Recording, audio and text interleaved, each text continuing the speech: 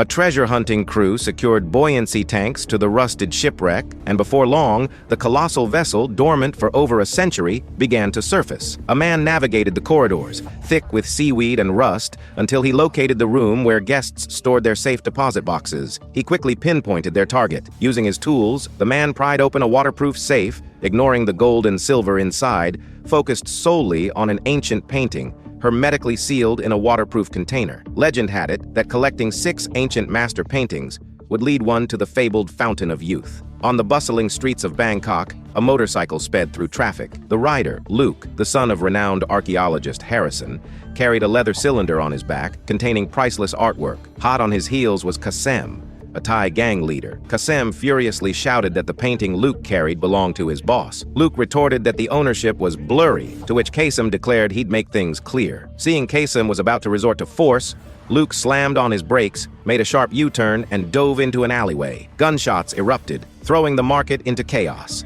Luke weaved through the narrow alley, dodging bullets, eventually leaping onto a moving train and making his escape. Inside a train car, a mysterious woman awaited him. She demanded Luke hand over the painting, claiming to be the Hand of Mercy, while her companion was the Hand of Judgment. She offered Luke a choice. Well, there's a third option. You have foolishly overlooked my team of lethal bodyguards.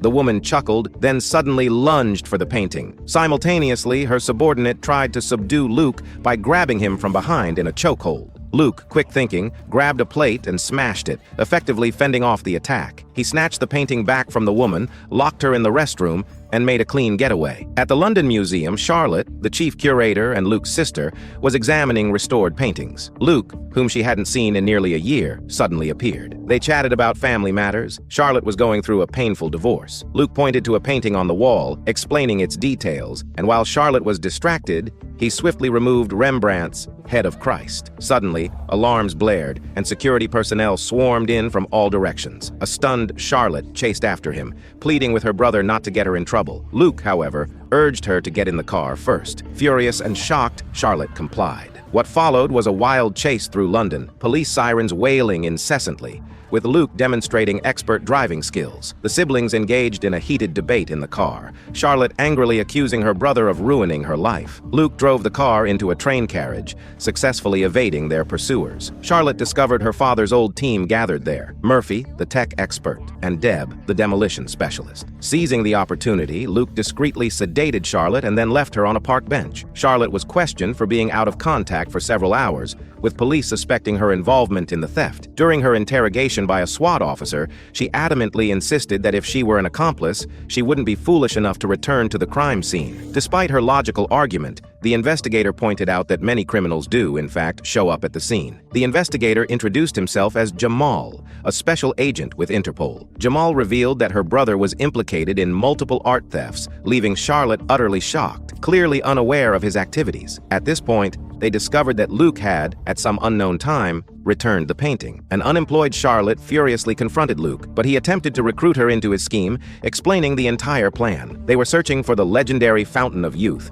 Billionaire Owen claimed to have liver cancer, with doctors giving him only months to live. He approached Luke, hoping to find the fabled Fountain of Youth to extend his life, offering unlimited financial support in return. But the Fountain of Youth was just a legend. How could it be found? Charlotte questioned whether Owen truly believed in this quest for a miraculous elixir.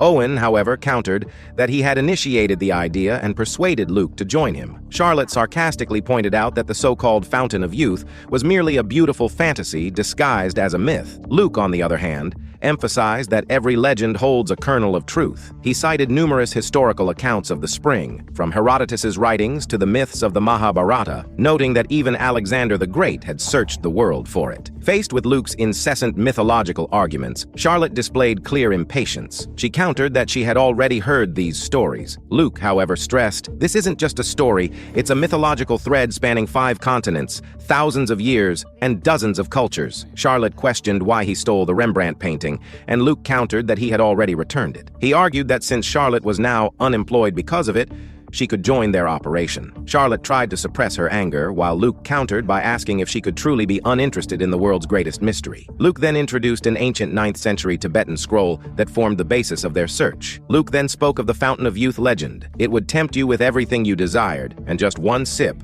would grant infinite health, wealth, and beauty. Luke believed that if they found this spring, it would be the greatest archaeological discovery in history and would etch their family name into the annals of time. The team members revealed that in the 17th century, 6 painters had agreed to reveal the Fountain of Youth's location, each hiding a clue within their own artworks. These 6 paintings included Caravaggio's The Taking of Christ, Rubens's The Descent from the Cross, Wildens's Christ and the Disciples on the Way to Emmaus, Velázquez's Christ on the Cross, and El Greco's Christ carrying the cross. The El Greco painting was stolen from a Boston museum in 1990 and had been missing ever since, but Luke had brought it back from Thailand.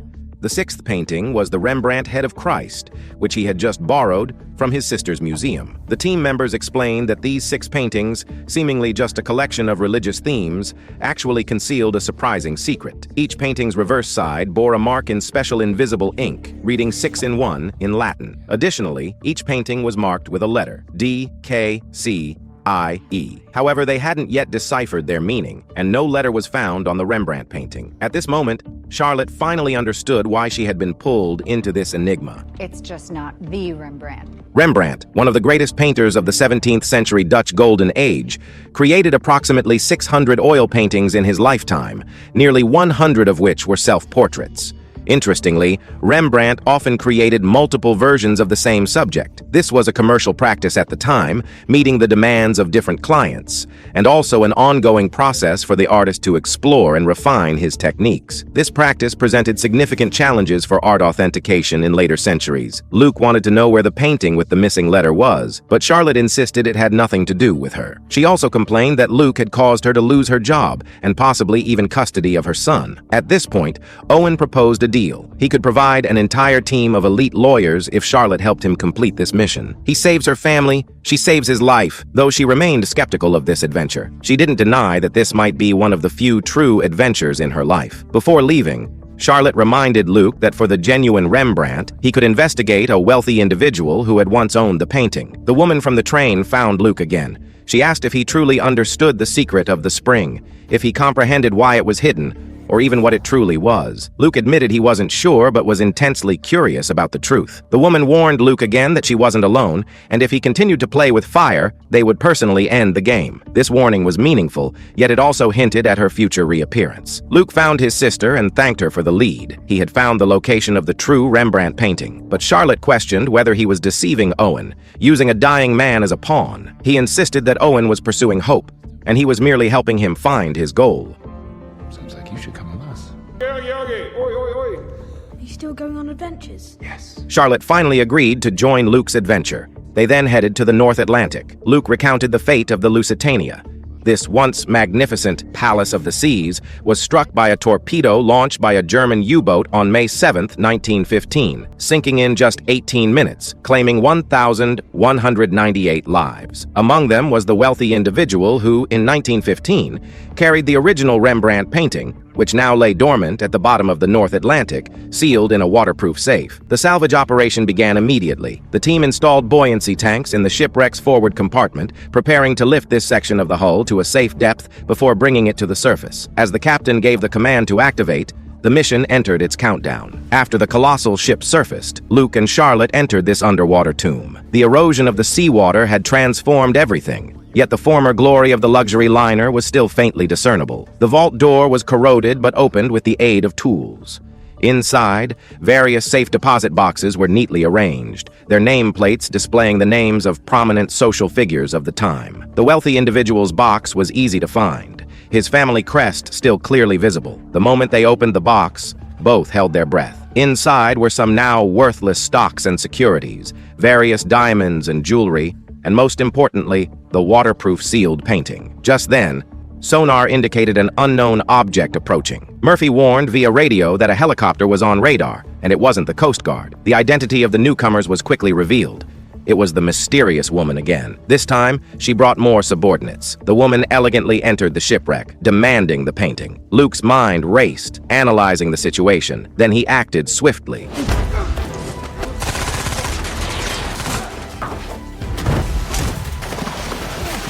In the ensuing chaos, the woman took Charlotte hostage. Give her the painting, Luke!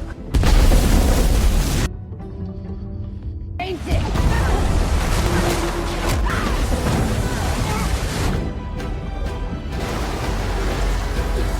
The siblings struggled in the bitterly cold North Atlantic water, temperatures cold enough to claim a life in minutes, but their instinct for survival kept them going. Fortunately, rescue arrived quickly, and they were pulled onto a lifeboat. Back on board, Luke discovered the attacker's helicopter had been shot down, and the mysterious woman was missing. But he had a hunch this wouldn't be their last encounter. More importantly, they had successfully retrieved the genuine Rembrandt painting. The puzzle of the 6 paintings was now complete. The letter displayed on the Rembrandt painting was V. Murphy had tried matching these letters to 500-year-old city names, numerical codes, and even astrological navigation, but all to no avail. Then Charlotte had a flash of inspiration. In Latin, V and W are often interchangeable. They replaced V with W and rearranged the letters, spelling out a word, wicked. Charlotte immediately recalled that these paintings were completed in the early 17th century, and the King of England at that time was James I. The historical clues became clearer, and a peculiar book known as the Wicked Bible, published in 1631, became the key. This version of the Bible was largely destroyed due to a single printing error, but Luke hypothesized that this might not have been a printing error, but a deliberate mark, concealing the true clue to the Fountain of Youth. Just as everyone was preparing to search for this rare Bible, danger quietly descended. Interpol agent Jamal suddenly appeared, announcing that they had been under surveillance for a year and a half and that all their operational records had been compiled. Just as the situation was about to escalate, a greater threat emerged. A heavily armed Southeast Asian gang stormed the scene. They were from Thailand, led by Qasim, Luke's past adversary. Qasim was furious, accusing Luke of stealing the painting and causing him to lose face with the gang. At this moment, Qasim had the upper hand and ordered everyone to kneel. Luke attempted to negotiate, offering to let his 4 companions leave and surrender 5 precious paintings in exchange. The negotiation succeeded, and Luke told his companions to evacuate while he stayed behind alone. Qasim ordered Luke to retrieve the paintings, but Luke used his old trick, using music to distract them. A fierce firefight immediately broke out.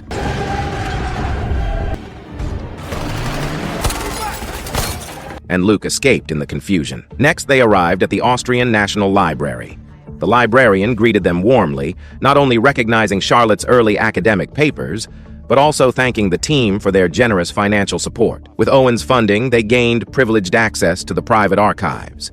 In that almost forgotten secret room, the Wicked Bible, untouched for centuries, lay quietly in a glass display case. Just then, a warning came in. Luke's old acquaintance arrived with a group of armed associates, intending to intercept them again. Luke decisively incapacitated the administrator and, amidst the chaos, took the legendary Wicked Bible. He detonated a device, blasting open an exit to the sewers, and successfully made his getaway. However, when they scanned the Bible, they found nothing. But Murphy discovered a repeating numerical pattern in the gilded edges of the pages. Despite trying various classic encryption algorithms, rotational ciphers, symmetric encryption, they couldn't crack it. The team began to doubt whether this sequence was truly just numbers. Just as their research reached a dead end, Charlotte's son, Thomas, pointed out, "It's not math, it's music." Murphy recognized it as Waters of the Desert, an ancient ballad commemorating the 7 wonders of the world, with each melody corresponding to a wonder and the lyrics describing their grandeur. Charlotte immediately realized the key. She asked Murphy to bring up a world map and mark the locations of the ancient 7 wonders. When Murphy overlaid the path formed by the 6 paintings onto the locations of the 7 wonders,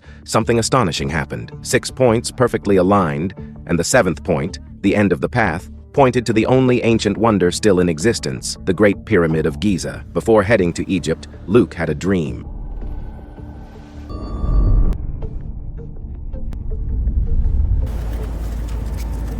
After Luke woke up, his sister asked him, "If you had the chance to drink from the Fountain of Youth, would you?" Meanwhile, in another mysterious estate, the guardian Esme bowed her head in apology, but the leader was not angered. As long as Luke and his team didn't succeed, Esme hadn't failed. When Esme mentioned that Luke had obtained the Bible, the leader paused. In the past 400 years, no one had truly deciphered the Bible's code, but this time, this person was different. Esme believed Luke would succeed. The leader ordered Esme to stop them. There's a bit more there than that. You have tried the hand of mercy. The 3 pyramids stood under the scorching sun, with the Great Pyramid, also known as the Pyramid of Khufu, being their destination. Owen revealed his true colors, bringing a fully armed team of mercenaries. These individuals were well equipped. Judging by their gear cases, they carried not only conventional weapons but also demolition equipment. Upon Luke and his team's arrival, personnel were deployed to set up a perimeter, and a large amount of equipment was brought into the pyramid. The professor explained that since the pyramid was first opened in 820 AD, the deepest exploration had only reached the king's chamber. However, according to their scan data, there were more hidden structures beneath the pyramid. Owen disregarded the local professor's objections and forcefully ordered his team to excavate an entrance, claiming he was running out of time and couldn't wait for official approval. Soon, they broke through to an underground entrance. There's a passageway. At the same time, intense fighting erupted outside the pyramid. Interpol agents had tracked them there, and Owen's mercenaries, well trained, had established a defensive line around the pyramid.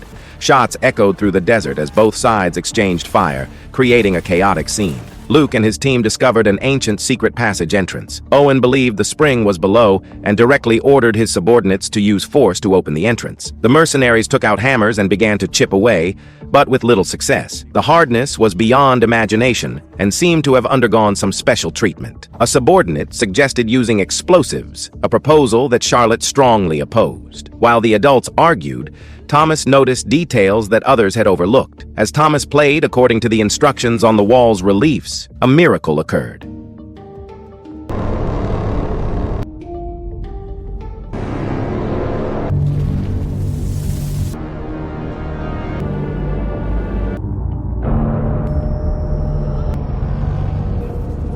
The seemingly immovable giant stone slowly rotated, and the millennia-old mechanism was awakened by the music, showcasing the ancient Egyptians' unimaginable wisdom. The battle outside ended, with Interpol defeating the mercenaries. But soon, Esme arrived with her people, taking advantage of the situation to rush into the pyramid. After Luke and his team descended to the bottom, the hieroglyphs and reliefs on the walls became increasingly dense and disturbing. Luke translated these ancient warnings. Blessing is curse, angel is demon, salvation mingled with destruction. The most unsettling phrase was, Blessed is he who drinks without thirst. The thirsty man betrays himself. As they delved deeper, they finally arrived at a colossal underground chamber. Its scale was awe-inspiring, at least 10 stories high. After descending the steps to the bottom, they found a small pool of water in the center. Owen's voice was filled with disappointment. Luke warned him not to be deceived by appearances. If the legend was true, the power contained within this pool was beyond imagination. Owen no longer concealed his true intentions. You're not really sick, are you? Whatever's in there is just for you, isn't it? This is the most valuable commodity in the world. Are you going or not? He pulled out a pistol and shot Luke, ordering him to test the water first,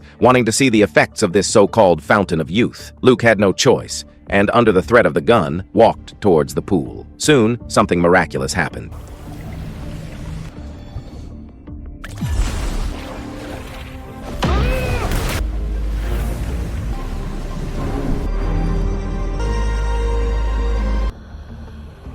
Just as Luke was about to drink from the spring, he saw his beloved sister rapidly aging.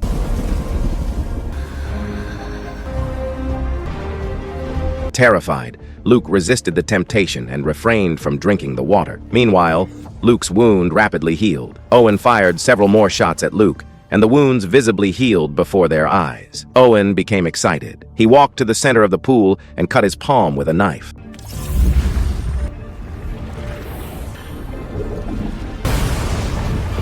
At this moment, Esme had found her way to their location. You'll need this key to shut it down. Drink that pure energy. A terrible thing happened to Owen after he drank from the Fountain of Youth. It turned out that the Fountain of Youth required drawing life force from the drinker's most beloved person. For Owen, who only loved himself, this power formed a deadly cycle, transforming him into a monster. At this point, Esme had successfully used a key to seal off the underground space. Seeing this, Luke immediately led everyone in a frantic dash, successfully escaping at the last possible second.